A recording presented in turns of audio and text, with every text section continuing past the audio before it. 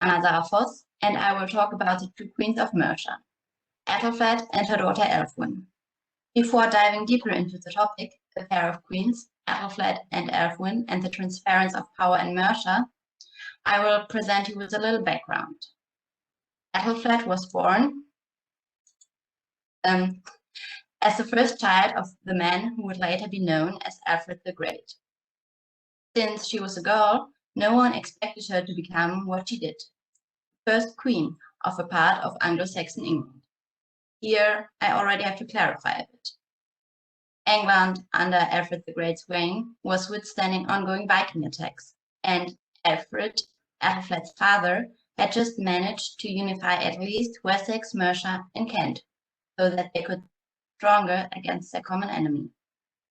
He married his daughter to Ethelred, who was lord of the Mercians. However, Mercia was not fully under Wessex law. Mercians were still able to act mostly sovereign. That means, however, that Aethelflaed was not officially titled as queen, and rather as Lady of the Mercians, but sources like the Irish Annals name her queen. And many modern scholars, for example Pauline Stafford, address Aethelflaed in the same way, and justify it by looking at the roles of a queen and comparing that to Aethelflaed. It is likely that she was only not addressed as queen to not put a strain on the relationship with Wessex. It might even be that the Mercians titled her as queen, but that it was just never written down in the chronicles. My structure for today is as follows.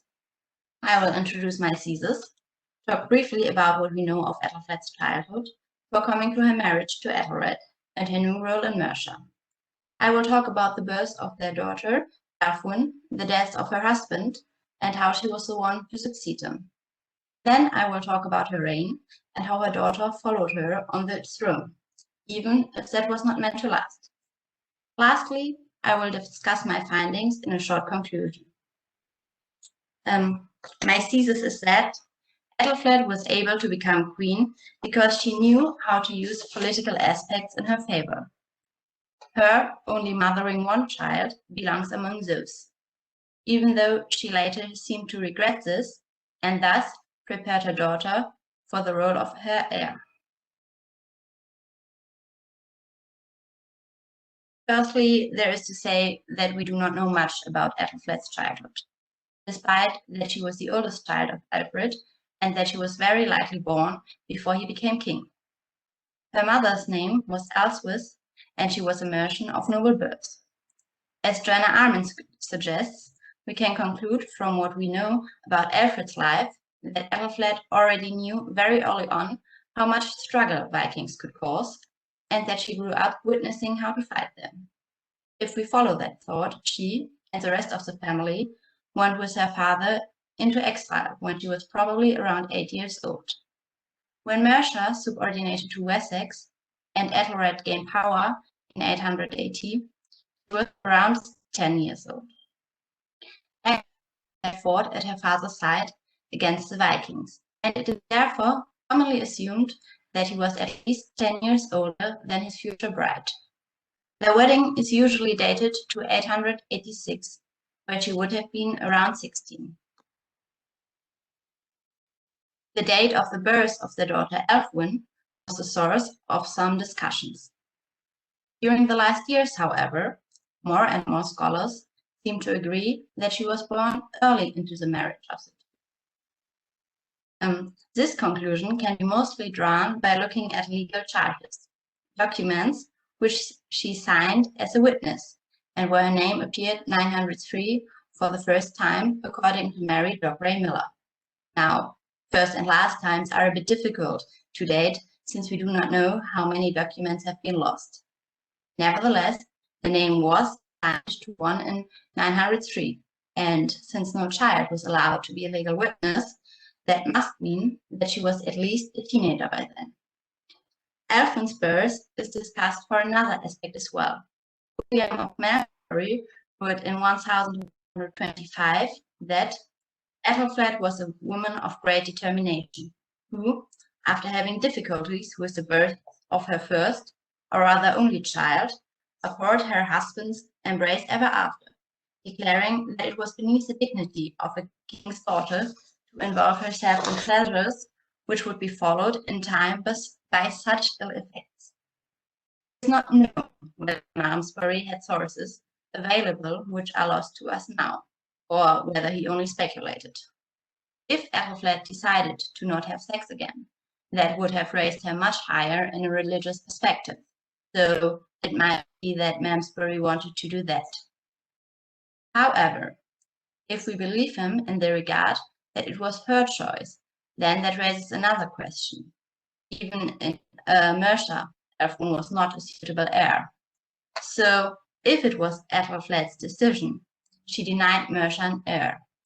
Assuming that this was the intention, it strengthened the bond with Wessex. Without an heir, who could maybe try to make Mercia independent again, it was only a question of time until Mercia needed to fully submit to Wessex.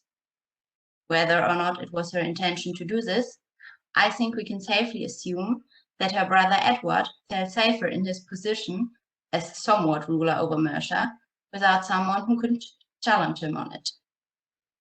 Because the merchants liked their independence and would have likely supported someone with whom they felt closer connected. That can be seen after Edward's death, when they chose Aethelstan, who was Edward's son, but raised in Mercia by Ethelflaed and Ethelred, above the son who reigned in Wessex. Moreover, Ælfwine was not married, which might have been out of the same reason, to not create a conflict with Wessex. Maybe also already to give her the chance to reign on her own. In 911, Ethelflaed's husband Ethelred died, presumably from an illness which he likely had since 902. According to Victoria Thompson, it is likely that Ethelflaed was already ruling more or less on her own since then, depending on how well her husband was doing. They always seemed to have reigned together, something which would not have been possible in Wessex, where she came from. I will have this slide open later once again. In Wessex, the wife of a king was sometimes not even given the title of queen. In Mercia, Ethelflaed and Ethelred shared the title as Lord and Lady of the Merchants. The wives of Wessex kings were not signing charters. According to Tim Clarkson, they were not even sitting next to the king on their own throne anymore. It has not always been that way, but was changed due to an ill-willed queen after 802 for safety reasons. Ethelflaed's mother, Elswith, had no rights or political influence as a queen in Wessex. And there Ethelflaed would have had the same fate. However, since Mercia stayed independent in their law, her career became possible. Queens usually had rather well-defined roles. One important aspect was the peace weaving. A queen was a so-called Friedrewweber, peace weaver, because she was expected to strengthen political alliances. War was men's business, and this worked in the beginning of Ethelred's queenship, where she started to build so-called burhs with her husband to defend Mercia better against the Viking attacks. She had always helped with the planning and building of their defenses. The noble people of Mercia had noticed her positive influence and how capable she was, and after her husband died without leaving a male heir, it is likely that they decided she would be best to rule over them, since she had done so with her husband for the last 25 years already. And Joanna Armin points out that the Mercian people probably wanted to keep their independence from Wessex, because at the moment they were officially subjected, but still very much independent, as we already know. If Edward would have ruled instead of his sister, that would have changed, because he was already the king of Wessex, and then both parts would have been united indeed. So, in short, Ethelflaed had proven her worth over time, and was a capable ruler in her own right, with a plus of being the one who was able to keep Mercia independent. Back to the slide. So Edward reacted somewhat to Ethelred's death by annexing some Mercian cities, London among them, but he did not act against his sister as a ruler in general. It is not known whether Aethelflaed was crowned or something similar, since it appears nowhere in the chronicles. But many things sadly did not get written down in the different chronicles. Therefore, it could have been that there was a ceremony that accepted her as the official ruler. Looking back a bit again, before 911, if it came to a fight, her husband, her father, and later instead of him, her brother Edward, would fight with their troops. But since her husband died, it was suddenly no longer only her duty to help to create peace, but also to win the fights which she was not able to avoid. She managed to prove herself very capable in that as well, even though she tried to avoid the fight where she could and tried to find other solutions. If she needed to fight, she managed to strike fast and successful. But it was very likely that she could and did not fight herself, even though she probably traveled with her army.